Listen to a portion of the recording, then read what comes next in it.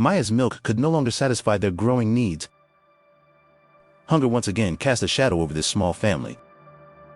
The cubs huddled around Maya, whimpering loudly, trying to find a scrap of food from their mother's mouth, but Maya herself was already starving.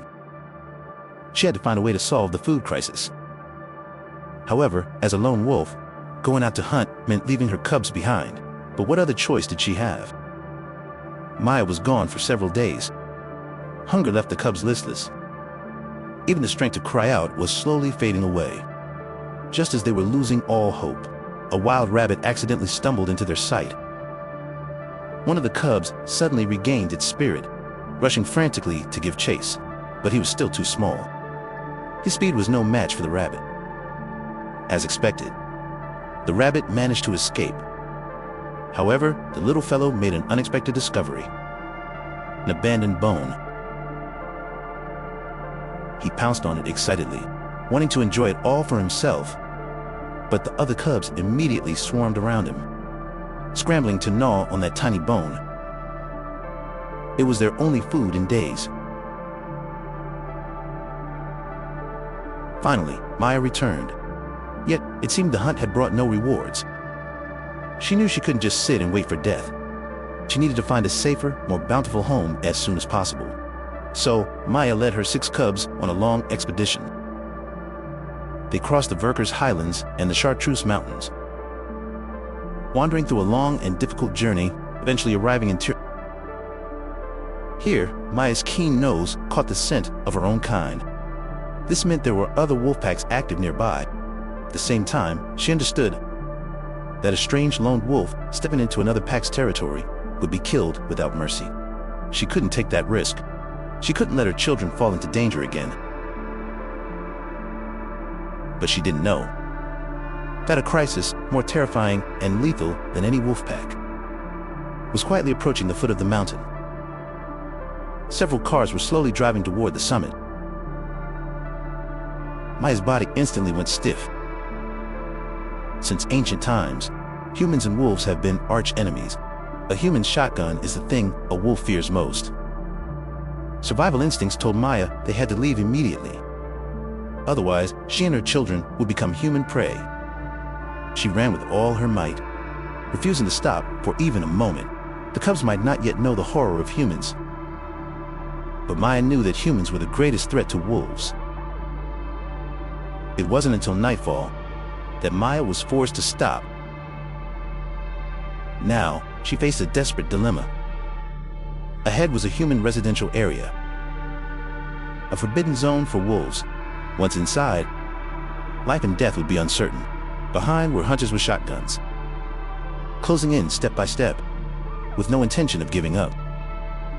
With no way back, Maya had to take a leap of faith, leading her children under the cover of darkness. She cautiously entered the residential area. Fortunately, shielded by the night, Maya's family went unnoticed. After the cars roared past, Maya immediately led the cubs across the bridge. Luckily, before the sun rose, Maya finally led her 6 cubs safely through the human settlement and into a brand new land. Perhaps blessed by fate, they stumbled into Mercantour National Park. This is a wildlife paradise protected by humans, filled with abundant food. For Maya's family, it was undoubtedly a true sanctuary, the home Maya had always dreamed of. However, to her surprise, she also encountered her old friend, Hugo, here. It turned out this was where she was born, and her old friend now had a family of his own. The mother wolf Maya had endured immense hardships, raising 6 cubs all by herself, a feat that could be called a miracle. Now that she had finally found a suitable place to live, it was still no time to relax. Winter was fast approaching Mercantour National Park. On her own, it would be difficult for Maya to see her 6 cubs safely through the winter.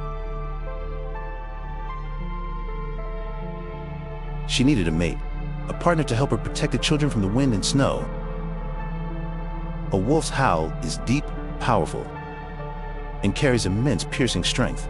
traveling for dozens of kilometers. It was a call, an expectation, and a mother's final plea for her children. At first, Maya received no answer, but she never gave up. Every day, she would climb to the summit, sending her soulful call into the distance. Again and again, day after day, she never faltered, because she truly couldn't handle the coming winter alone. Finally, a young and strong male wolf was drawn by her persistent calling. Maya looked up at the male wolf, her eyes filled with surprise and tenderness. It was wonderful. She was no longer fighting alone. With a male wolf by her side, the cubs finally had hope of surviving the bitter winter. Looking back on Maya's year, she had crossed over 1,300 kilometers of mountains and rivers, traversing almost the entire Alps, before settling in Mercantour National Park. To a mother of 6, she had carved a path of life out of sheer desperation, creating a miracle of life that stunned the natural world. It proves the old saying, a wolf that travels 1,000 miles will eventually eat meat. One with a steadfast heart will eventually turn the tide. During the resource-scarce dry season, even if a hippo's carcass has begun to rot, it remains a rare and precious feast for Nile crocodiles. Driven by intense hunger, dozens of Nile crocodiles quickly converge on this mountain of flesh. They tear greedily at the hippo's thick layers of fat. With expert precision, they use a death roll to violently rip large chunks of meat from the skeleton. Then, opening their massive blood-stained jaws, they ravenously bolt down the meat. Long before the next dawn breaks, this hippo will be picked clean, vanishing from these waters without a trace. Yet, who could have imagined that just 2 days ago, this hippo had already sealed its own fate?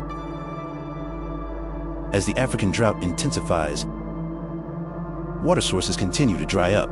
Hippos gather in the few remaining deep water ponds under the protection of a dominant male. A group of females occupies the best area of the pond. The less experienced fighter often pays a heavy price. The fight is over as quickly as it began. The alpha hippo, using his superior experience, secures the victory. He reestablishes his mating rights and defends his territory and dignity. The defeated young hippo is left severely wounded. Blood flows from his mouth and deep gashes cover his skin. His injuries are fatal, yet he dares not return to the deep water to recover. He may now regret his impulsiveness, but it is far too late. Just 2 days later, infection claims his life, leaving him as a bloated carcass floating on the surface. Hippos are not the typical prey of Nile crocodiles, but the pressure of the dry season leaves them no other choice. Their powerful stomach acid acts as a high-efficiency processor, transforming fat and bone into the rarest and most precious energy of the dry season. This meal will provide enough sustenance for several weeks, sparing them the exhaustion of searching for food.